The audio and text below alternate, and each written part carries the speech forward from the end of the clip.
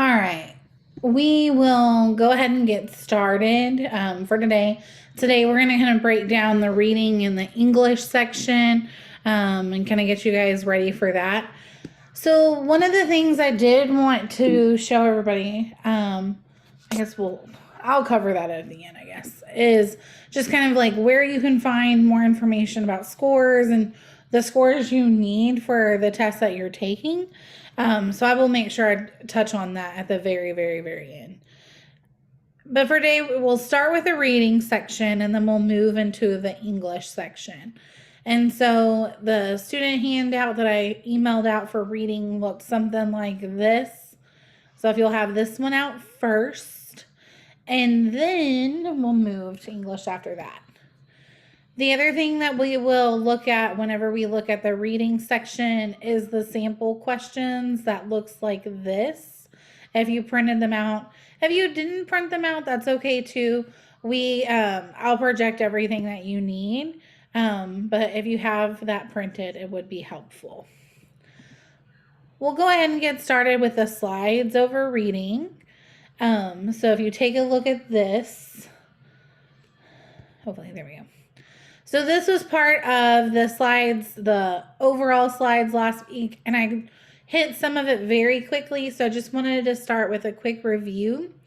So the actual TSI test will have about 20 questions on reading, but then they add the diagnostic questions to kind of see your current level. And so it'll be a total of about 30 to 40 total questions. There's 4 main topics that the questions will be over. The first one is literary analysis, again, being able to identify and analyze ideas and elements of text. The next one is main idea and supporting details. Identify the main idea of the passage, comprehend explicit text information. We're going to look at these today. The next one is inferences in a text or text. So synthesizing ideas by making a connection or a comparison between 2 passages, and then making an inference about a single passage.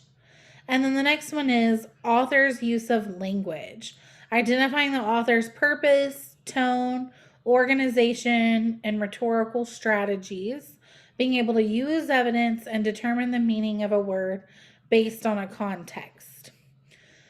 So we're going to kind of look at the tips for the reading questions. Again, last week, this was on the basics handout. So let me preview back over to that real quick. So we skipped over it last week and we jumped to math instead. So if you feel like you want to write this down, you can. And last week it actually aligns with this note-taking sheet on the back where it talks about the tips. So if you want to write this down, this would be the place that you would write it down. If you want to, if not, you can just hang out and kind of pay attention, and I will send out the slides as well.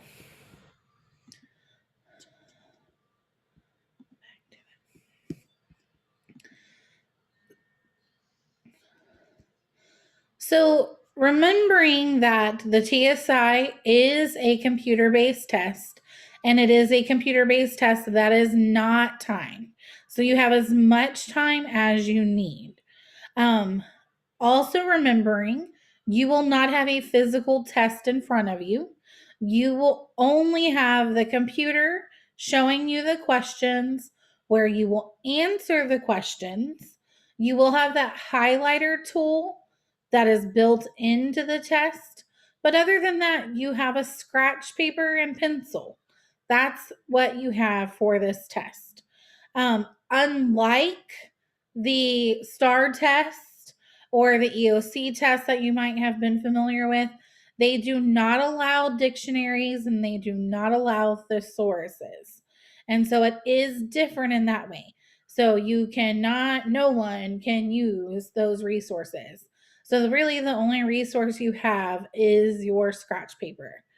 And so the strategies really focus on making sure that you spend as much time as you need per question. If you need to read a question over and over and over again, that's okay. Reading a question 12 times is okay. The only caution to that is if you spend too much time and if you're over analyzing and putting too much in to a few amount of questions, that you'll get tired out before the test is over. And so just make sure you read it, but don't sit there and I guess overanalyze or feel like you're not confident in your answers. Read it a good couple of times, get comfortable, and then go ahead and answer. Because again, what we do seem to notice, especially eighth grade students who take the test for the first time, they will spend the entire day going very, very slowly. And then by the end of the day, they're so tired. The last section, they usually just start clicking answers. And so it's kind of finding a good balance as far as how much time and energy you put into each question, where you're not doing too much, but just enough.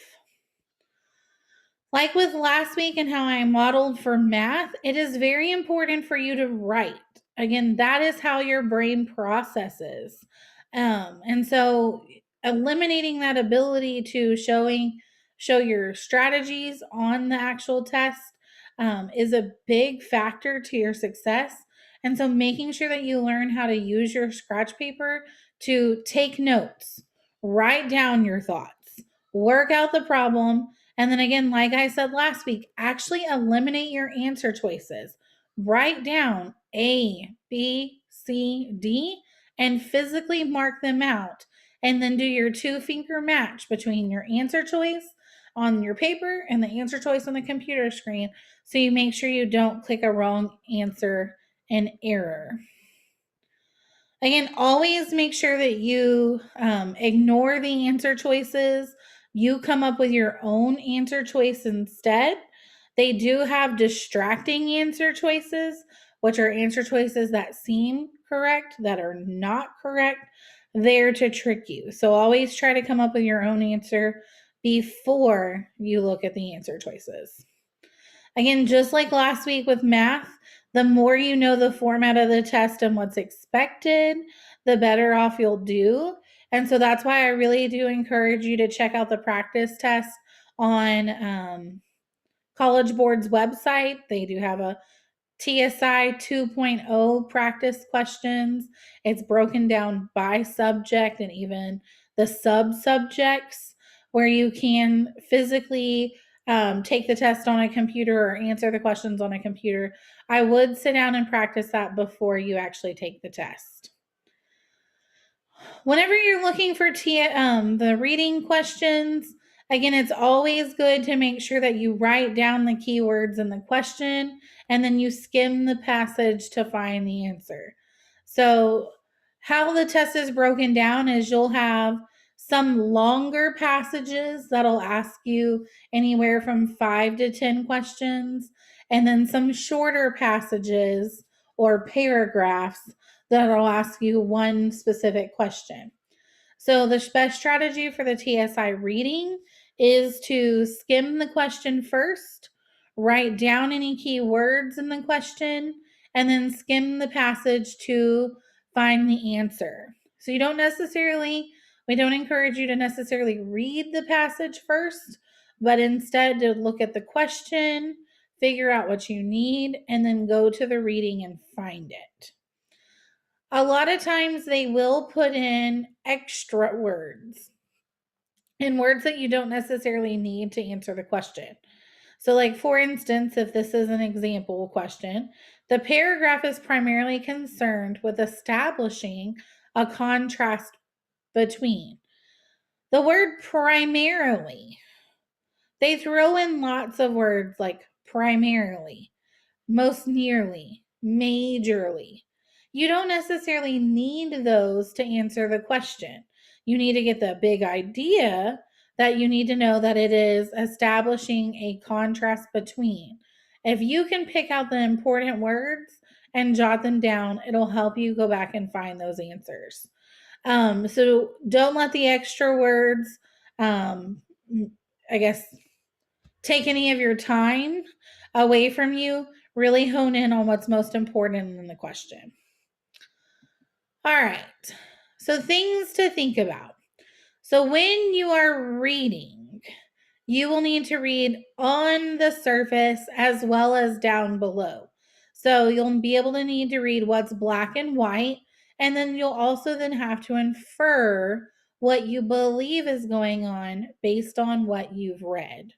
So on the surface, things to kind of pay attention to are more fact, evidence-based concepts. What is the passage about? What is the main idea or position? How are details used for support? How are the key words used? So, again, this is all stuff black and white you can see when you read a passage. Other things that you'll need to be paying attention for down below or in kind of in between the lines, if you will, is what is the purpose for writing the passage? So, again, what is the author's purpose? Why did he write this? Why did she write this? What did he want or she want the readers to get out of it? What are the presuppositions, like in the background beliefs? Like, what does this person stand for? What's their position on this topic? And then what is implied or below the surface? Again, based on tone, words used, you'll be able to figure out what the author is trying to imply. Again, he may not say it exactly, but based on words used, sentence structure, concepts brought in, details provided, that'll let you know the author's stance. And then what is the tone and the emotion of the author? So today we're going to look at some example questions from our packet. And so what we'll first do, and we're going to fill this out together. So we're going to start with main idea. And I'm going to set up my screen where I can share my document camera as well as share the sample questions. So again, if you have the sample questions out, this is where they're going to come in because we'll look at some exact sample questions for this part. All right, give me just a second to get this the way I want it to be. Document camera.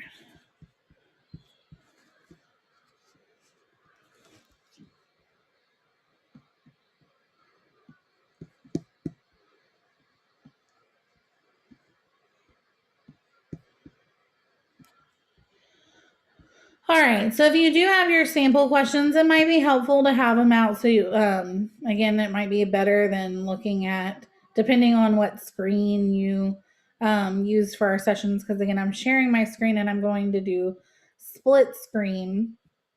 But I'll also tell you what question number we're going to look at. So we're going to be working in the reading section, which comes second. And we're going to look at question number 1, actually. So question number 1, and which is right here. And I'll zoom in a little bit on it.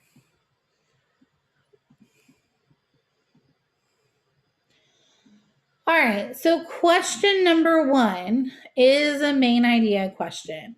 And again, if we look at your actual note-taking sheet, you have this on your, scaffolded note-taking sheet for today where you can jot this down. But we're going to look at example questions. So question number 1, again, always look at the question first, says, the main idea of the passage is that. Well, the first thing you have to do is read the short passage here. Because again, you're going to use that clear textual information to come up with your main idea. So you're looking to pull out supporting details, again, black and white details, that'll help you come to your answer. So as we read, we're going to take some notes. So the first sentence says, when we think of volcanoes, eruptions, lava, and smoke-filled air come to mind, all occurring on land. So we're thinking of volcanoes is the big concept so far.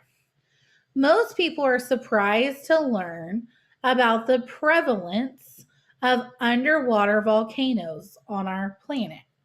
Okay, so the first thing we're going to say is surprised. And I'm just jotting down notes by, and I'm going to abbreviate. I'm going to put UW, meaning underwater volcanoes. And then I'm going to write down prevalence. Because again, prevalence means they happen quite frequently. The next one, I'm going to keep reading, and I'm just going to jot notes as I read. Because the lava and smoke are spilling out of an active underwater volcano is contained by the ocean, people generally do not take note of these eruptions. So again, I'm jotting down ideas. It's contained by the ocean.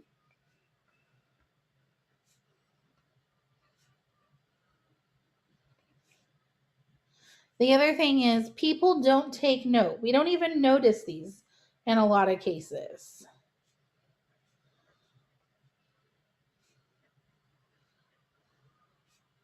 Again, like on a normal test taking, you probably wouldn't jot down this much because you would have your test right in front of you to help you.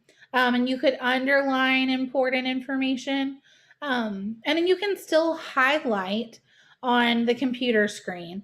But just like you would when you were normally reading a passage and your teacher asks you to annotate or use the hashtag annotations, where you read something and you kind of jot down the big ideas or what it's saying. That's what you're going to do, but you're going to do it on your scratch paper now.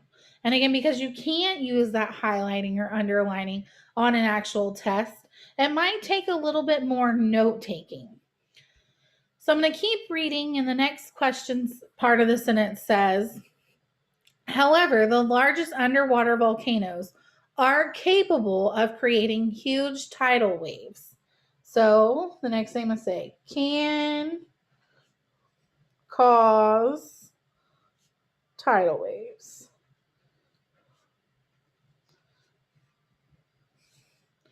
All right, so now I'm going to start breaking down my answer choices.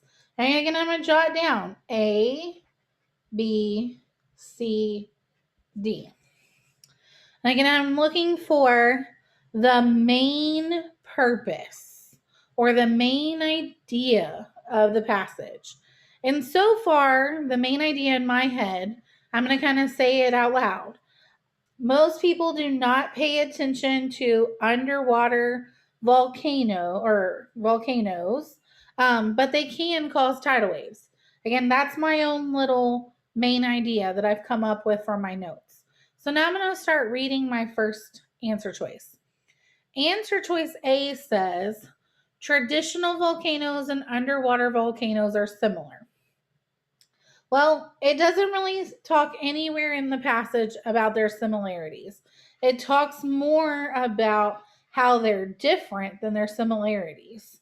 So I'm going to say, again, I could kind of even jot down notes if I want to my answer choices. And I'm going to say my answer choices are more different than similar. So to me, I would jot down just a quick note, but I would mark it out. The next answer choice talks about the lava and smoke from underwater volcano is contained by the sea. Well, that's a true statement, and it was actually talked about, and it was one of the details that I wrote down, but that was only one of the details I wrote down. It's not the whole concept. All of these things are combined for the main idea. And so since it's such a small detail, I don't think that's my answer. So I'm going to go ahead and narrow it down. Answer choice C says, most tidal waves are caused by underwater volcanoes. Most tidal waves are caused by underwater volcanoes? That doesn't seem to make sense. It's talked about how underwater volcanoes can cause huge tidal waves, but it doesn't say anything about that actually being true. So I'm going to mark that one out. And I'm going to even write that's not necessarily true, or it's definitely not included in the passage if it is. And then D says underwater volcanoes receive little attention but can be dangerous.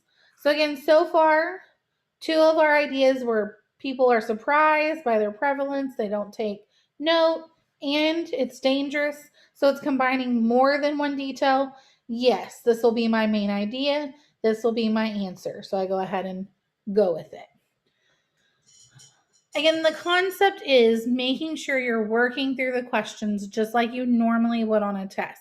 And so this is how your scratch paper should look. You should read and jot down your notes. You should write down your answer choices, and you should mark them out one at a time, just like you normally would. Another question that is similar and in this family of topics is question 6. So we'll go ahead and look at question 6 really quick.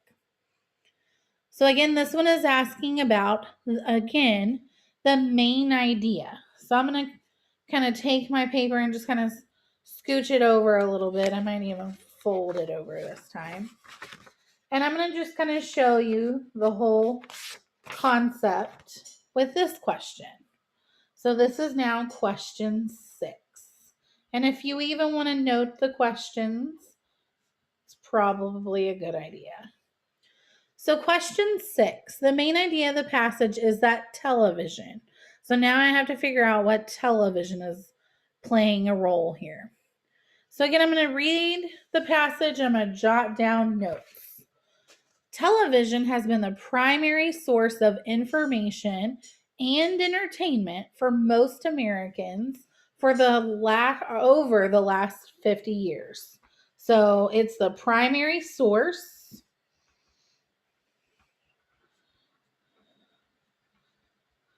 of info and entertainment.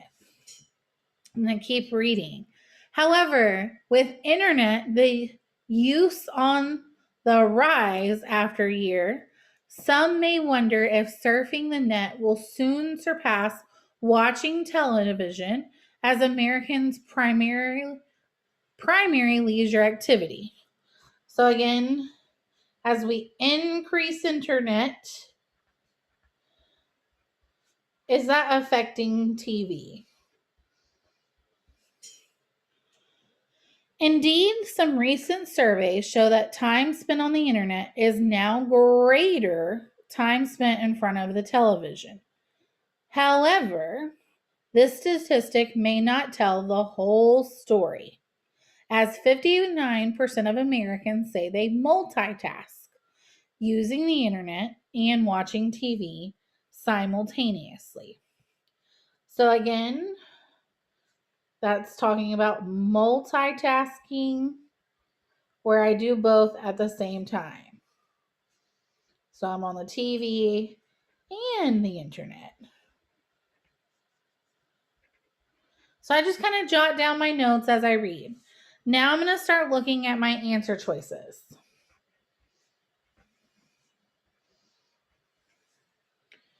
Again, I write out my answer choices as I read them. I cross them out. It's only one of many. So basically, A is saying the television is only one of many information sources.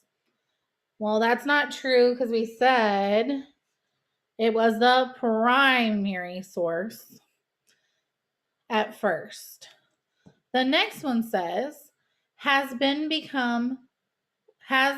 may have become less popular than the internet. And that matches exactly what we were saying in our 2 bulleted detail statements. This will be my answer, but I'm going to read my other ones just to be sure. C says television is watched by more people now than ever before. Again, not necessarily true. It's opposite of what the paragraph is saying, that more people are flipping over to the internet, but we are still multitasking and including television in our daily lives. And then D says television focuses more on entertainment than on news. And again, it doesn't talk specific details about either of those. So that one would be wrong. So these are example of main idea questions. You'll see several of them throughout the test. But again, the strategy is just the same as math in the most part. You jot down your notes and you take your answer choices one at a time on your paper, physically on your scratch paper. All right, we're going to look at some more types of questions. The next one we'll look at are some literary analysis questions. And again, if we flip back to the notes that we took about them or the slides, again, literary analysis questions assess your ability to recognize and dissect literary texts, ideas, and elements. So we'll look at a couple example questions for it as well. I think we'll just look at one for today. So if you look in your packet, question 15 is a great example of literary analysis. And which literary devices, in a way, is the author using? So if you look at question 15, here our example question is question 15. This is when the narrator repeatedly uses the pronouns. So the question is, he's using pronouns of we and us. She is most likely speaking of herself and who. So we got to figure out who the we and us is. It's the author, whoever the passage is written on behalf of, and who. And so we're going to have to go to our passage now and try to figure that out. And so if you read this one is much longer. And so it's not just one paragraph with one specific question. This is a longer paragraph that has 3 questions. So again, you'll kind of see a blend of those two on the test. So now I'm going to quickly just kind of skim over this to kind of see what's going on. Again, as I read and as I skim, I jot down some notes. So the narrator of this passage from a short story describes the cabin where her father worked. Okay, so I'm thinking again, who? Is she with her father the whole time? So again, that was my first thought. So I'm going to jot down that this is at the cabin where her father worked.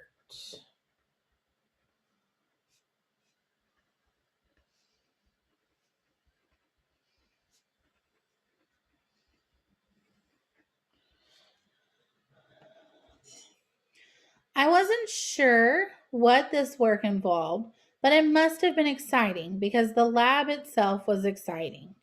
Anywhere we didn't go often was exciting. We would get in the heavy wooden rowboat built in the 5-house village half a mile away. Our mother would row. She was quite good at it.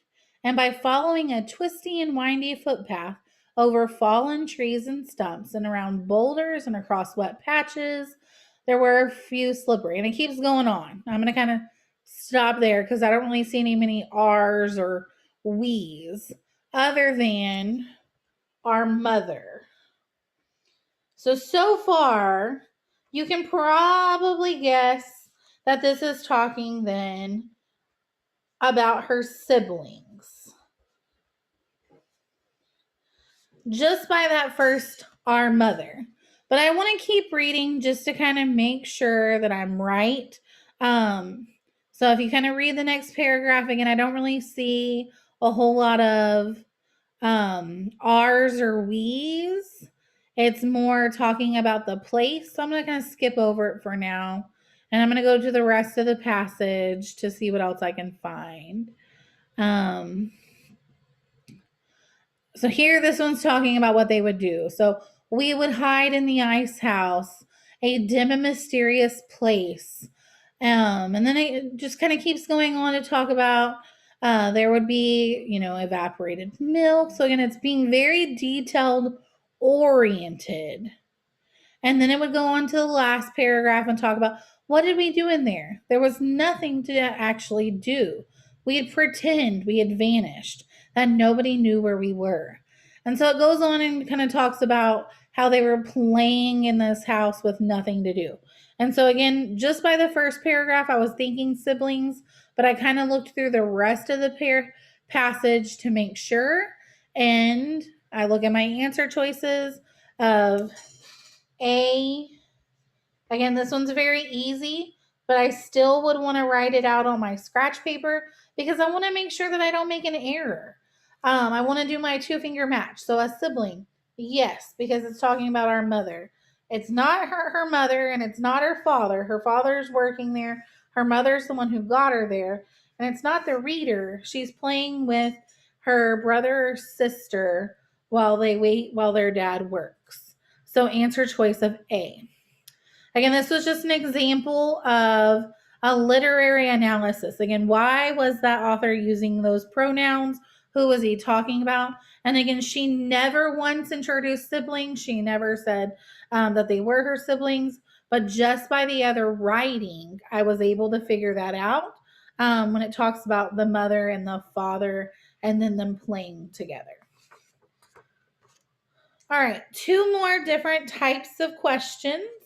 The next one is the inferences. So if we look at it, being able to form inferences based on text portions.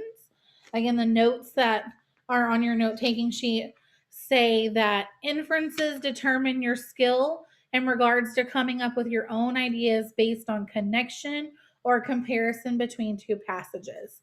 So we're going to look at a couple examples of these today as well. So the first one that we'll look at is question 2. And question 2 is not between 2 passages. So that's why I'll show you 2 example questions. One is between 2 passages. The other one is just 1 paragraph, but you do have to be able to form inferences. So again, I'm going to look at the question first before I start skimming it. So question 2 says, the passage implies that Franzen's criticism of the Oprah Book Club was motivated primarily by. Okay, so again, that word implies lets me know that it is not going to be black and white in the passage. I'm going to have to read in between the lines to figure out his thoughts. And again, the thoughts that I'm looking for is Franzen's criticism. So why did he not like Oprah's book list is basically what I'm looking for, because he was criticizing her book list. Now, why in the world? I don't know. So we're going to read and see his thoughts. In 2010, talk show host Oprah Winfrey and novelist Jonathan Franzen kissed and made up after a 9-year feud.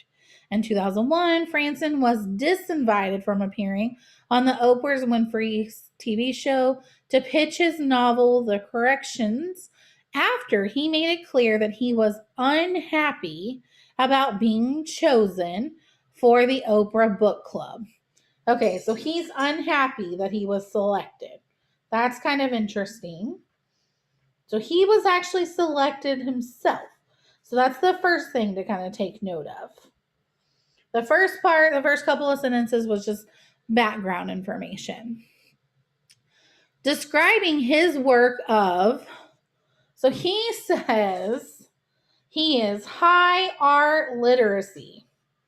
So right now, I'm getting the concept, or literary, that he thinks he's better than these others. But I'm going to keep reading and I'm going to see what else.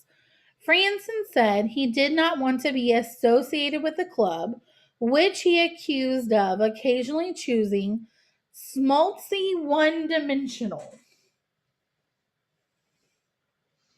So basically, again, he hasn't said it, but without saying it, he has. What he has said is that he thinks he's better than the other authors in the book club. So now we're going to go to our answer choices and we're going to find which answer choice would align with that concept. Which one kind of says he thinks he's better than the others. And if you read it, it says A, pride. Obviously, he has a lot of that. B, anger. No, I don't really see any anger. He does think he's better and he was unhappy, but I never said he was angry. The next one is insensitivity. Again, maybe he is being a little insensitive, but that's not what is motivating his criticism. And the next one is ignorance. Again, at first you would think he's pretty ignorant. If Oprah's going to promote you, that would be a good thing because again, that would help with his marketing.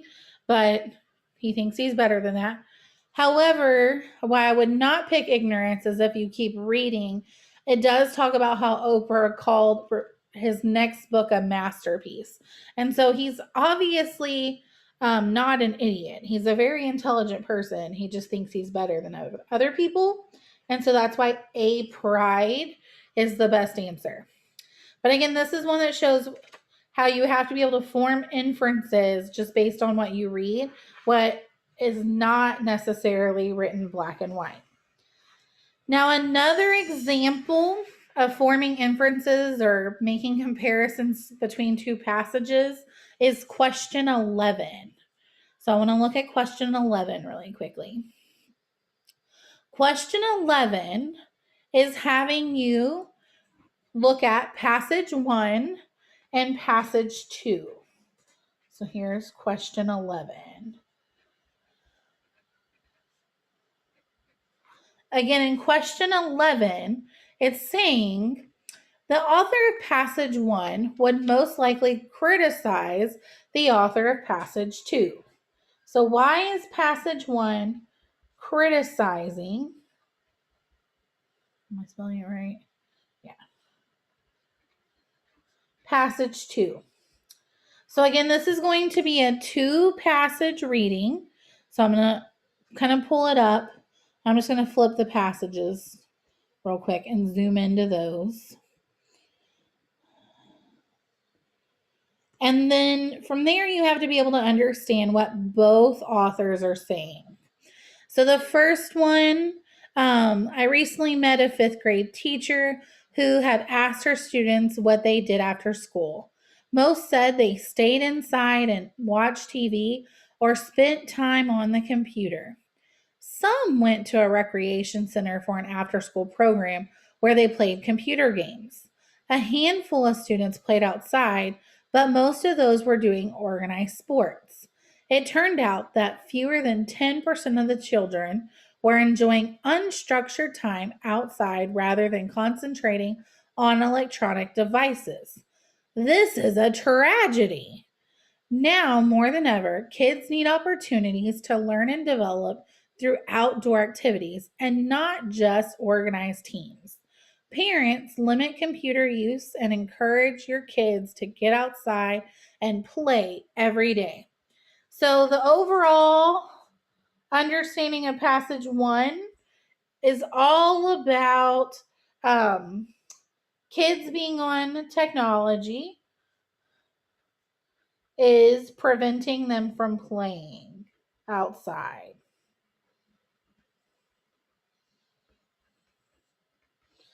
And again, the author of this first passage or paragraph 1 called this a tragedy. Then we'll read passage 2. Passage 2. There is almost no reliable data about the level of technological literacy among children in the United States. Our students perform relatively poorly on international tests in science and math. However, many of the Western countries teach more about technology than we do. It seems the American students are not as technological literate as their international counterparts. This could put them at a disadvantage when it comes to their careers because technology is everywhere, from medical facilities to farms. Obviously, it is imperative that the teachers and parents, again, I'm not even scroll up, you probably get the idea enough. The concept is that we're not using enough technology, or kids are not using enough technology. Um, so obviously, we have two opposing viewpoints. And so, if we're looking at it to come up with what is it that passage one would criticize passage two for, again, passage one is all about promoting play outside. And so he would criticize passage two for not having the kids play outside and allowing them too much technology. So now we'll look at our answer choices for question 11. And again, you go through the same process of A, B, C, and D. Well, if I can get it to scroll in, there you go. A says passage one would criticize passage two for overemphasizing the strength of the data about students' technological literacy. Again, no one overemphasizes it because they say there's really not a whole lot of data there. So that one would be marked as and not an answer. The next one says passage one would most likely criticize passage two for overlooking the drawbacks of increasing the time children spend using technology. Yes, that sounds pretty good. We're using way too much technology. Notice how I fully read out the sentence stem of the question and plug my answer choice in as I did that. All right. We don't have a whole lot of time to cover the last one. The last one is use inferences about the author's purpose. And so for that one, the questions that I would tell you to look at to get a good feel for what they look like would be both question 4 and question 10. So I'm going to put those, not question 10, question 9. So I'm going to have you kind of look at those on your own. What I will do is I'll kind of send you a picture of what mine would look like. So if I would actually write it out and solve them, what they would look like. But I think I've modeled for you enough of the practice. Again, you should take notes as you read on your scratch paper, work out the problem just like you would on a paper-based test. We're going to move now to looking at writing. But before we look at writing, I wanted to show you guys a couple of things. I know everyone on today is from Alvin ISD. A couple of my other kids are from Pearland, but they didn't join today. So I can show them at a different time. Let me show y'all. If you look on Alvin ISD's website under guidance and counseling, you look at the course guide, and we'll look at the one for next year. Because if you're taking the TSI now, it's to get into a dual enrollment class for next year. So whenever you register to take the TSI, a lot of times they tell you, hey, you have to take the TSI because you're taking a dual credit class.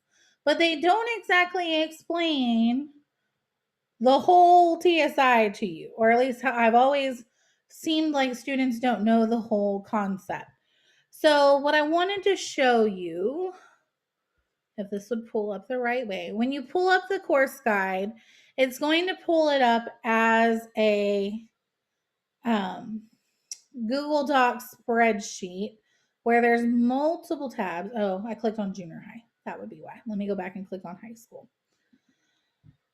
So it's going to pull up this spreadsheet of a Google Doc. And one of the tabs down at the bottom is ACC dual enrollment.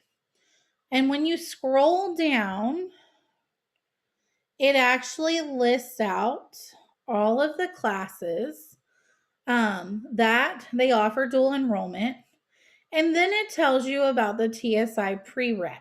So I just wanted to make you aware, depending on what class you are planning on taking, depends on what part of the TSI you must pass.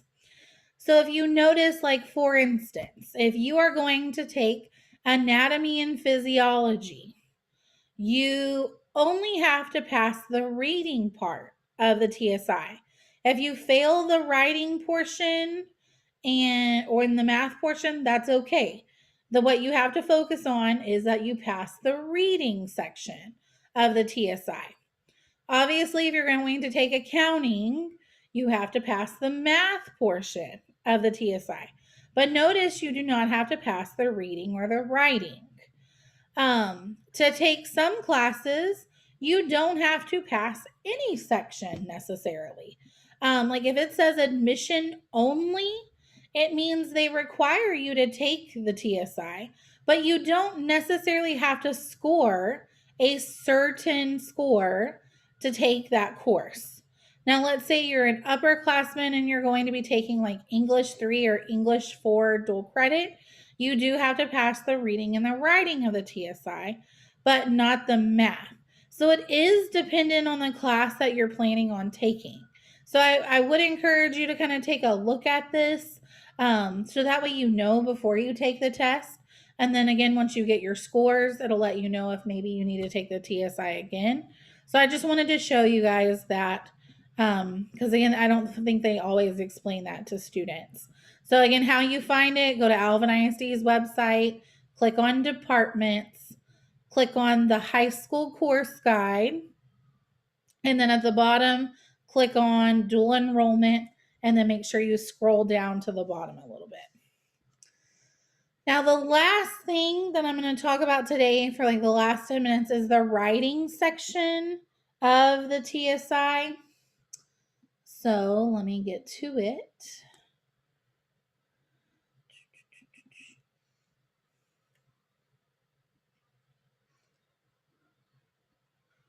Oh, hold on. Just kidding. Here, maybe. So many things open. No. Okay. I thought I had it open, but I do not. So I'll just have to open it from my drive.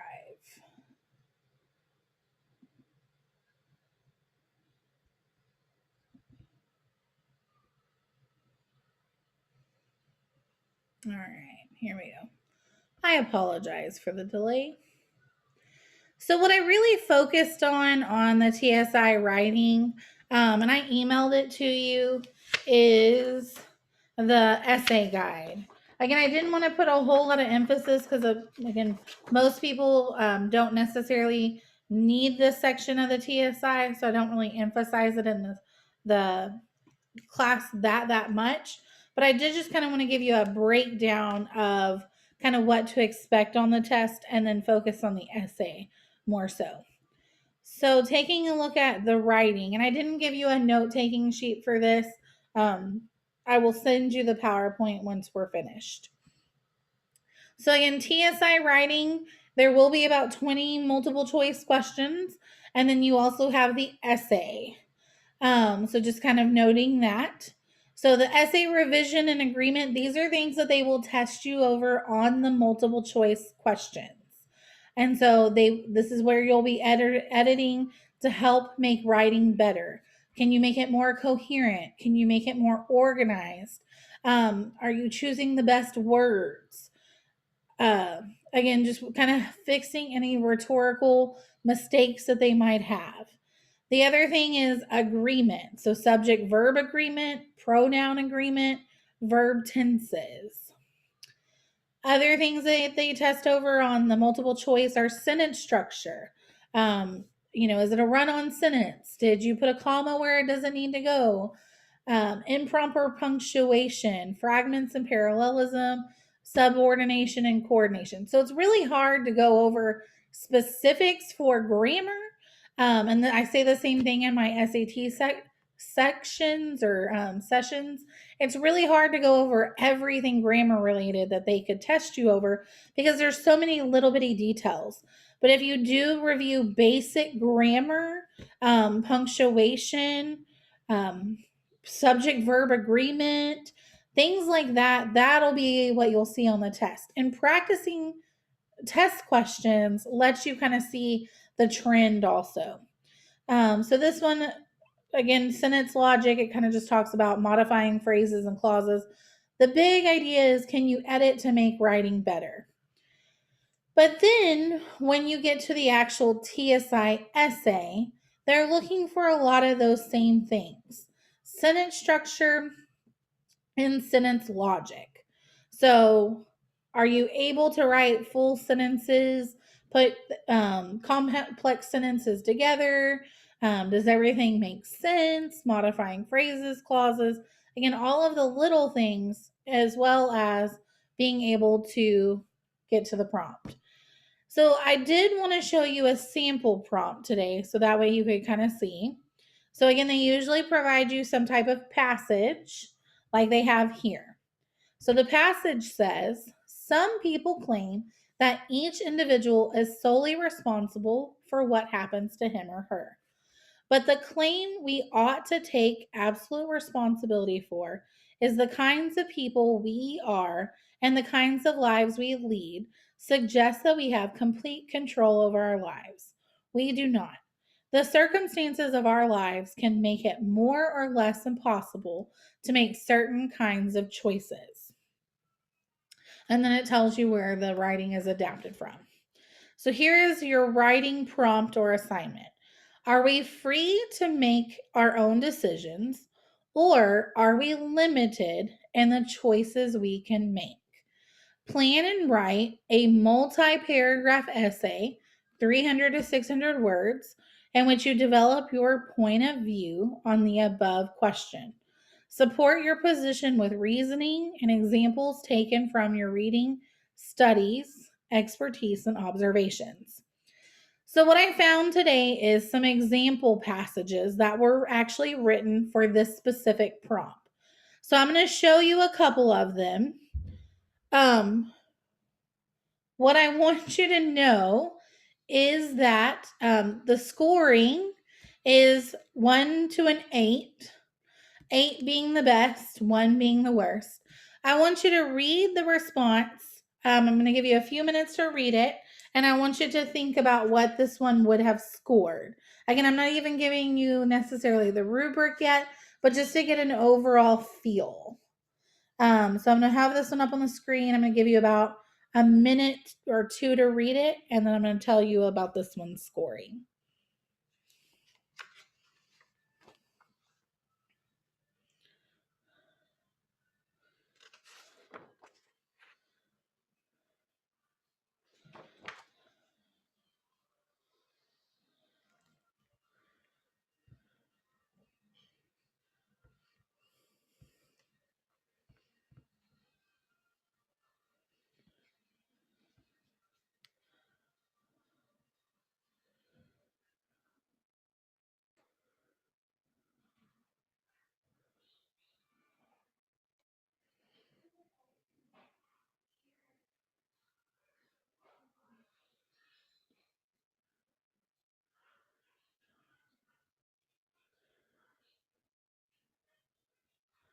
All right. You may not have finished reading the whole thing, and that's okay. So hopefully in your head, you're kind of thinking a number. This one was actually very low. That one was a 1, just so you can kind of know this is what a 1 looks like.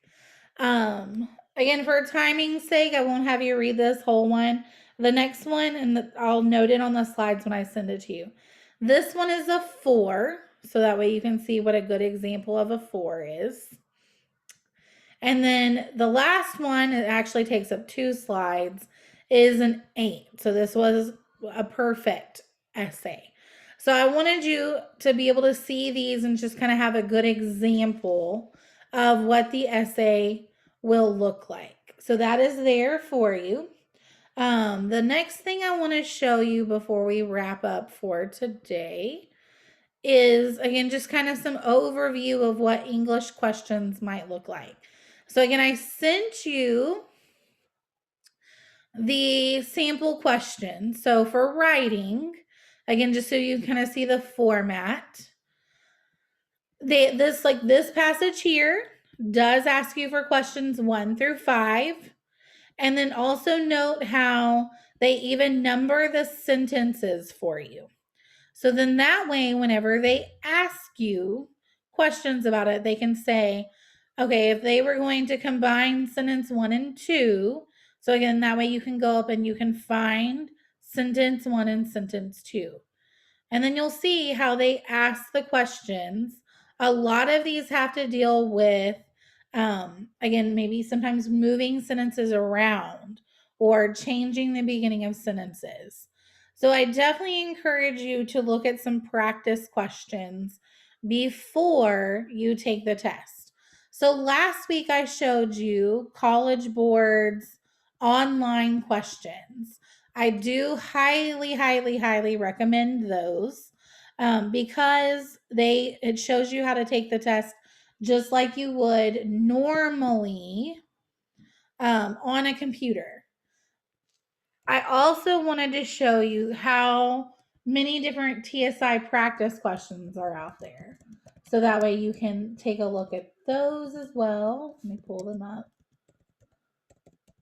Again, I would go with College Board. I would not go with an outside source. College Board is the writer of the test, so their questions are going to be much more reliable than studying.net guy or any of the other websites that are out there. I would stick with College Board's website because, again, if they write the test, they're going to know the test. So the last thing I was going to show you before we wrap up our sessions is, again, all of the resources that College Board has for you. So last week I showed you, like, if you log in, you can create the account where you work on TSI 2.0 questions. But if you notice when you just, and again, I just Googled TSI practice questions College Board, I'll send you this direct link out. But if you scroll down, they have TSI questions by subject. And so you can download the PDFs for any of these. They have several sample essays, and then again, how to even score your practice. So interpreting your score allows you to basically score yourself. So I would check these out if you have some time between now and when you take the test. This is not what I emailed you and had you look at for our sessions. This is another opportunity, though. You will see they do give you a key so that way you can check yourself. And then they also explain the answer choices. So I will make sure I send you the link where you can pull these up subject by subject to review before you take the TSI as well. Again, the biggest change with taking the TSI is you do not have the paper in front of you and it's on that computer screen. So be very confident in using your scratch paper and showing all of your strategies on it instead. Hopefully, you found the sessions very, very helpful. Later tonight, I will send the follow up email with all of these resources, the slides, so that way, when you have nothing to do over the next 2 days, you can sit at home and study and prepare for the TSI. I will also send you a quick survey about the sessions. I would love to get some feedback and kind of see what you thought about them. Other than that, thank you all so much for attending. Have a great winter storm. Stay warm. And I hope to see you all again soon. Thank you. Thank you. Thank you. Bye. Bye.